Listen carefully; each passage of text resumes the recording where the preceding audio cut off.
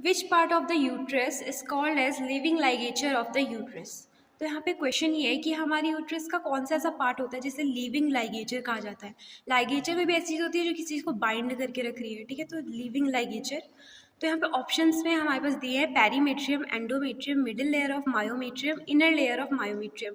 जैसे कि आप देख सकते हैं ये सारी जो हमारी यूट्रस की लेयर्स है, ठीक है, पेरीमेट्रियम, एंडोमेट्रियम, मायोमेट्रियम। मायोमेट्रियम में भी यहाँ पे दो ऑप्शंस दिए, middle layer of myometrium and inner layer of myometrium.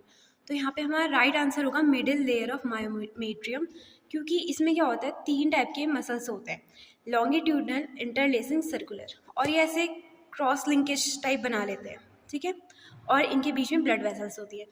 तो आफ्टर डिलीवरी क्या होता है कि हमारा जो यूट्रस होता है अपनी नॉर्मल पोजीशन में आता है और ऐसे कॉन्ट्रैक्ट करता है। तो अब क्या होगा, जो बीच में ब्लड वेसल्स फंसी हुई थी वो ऑक्लूड हो जाएंगी, तो फिर ब्लड लॉस नहीं होगा। तो हम मिडिल लेयर ऑफ मायोमेट्रियम को, जिसमें कि तीन टाइप के मसल्स होते हैं, उसको हम लीविंग लाइगेचर कहते हैं, क्योंकि वो खुद ही लाइगेट कर देती है, ठीक है। और एक और फैक्ट है कि जब मदर ब्रेस्ट फीड करवाती है तब भी यूट्राइन कॉन्ट्रैक्शन होते हैं, ठीक है, उससे भी ब्लीडिंग लॉस जो है वो कम हो जाता है, मतलब हाँ, ब्लीडिंग लॉस कम हो जाता है। ऐसा क्यों?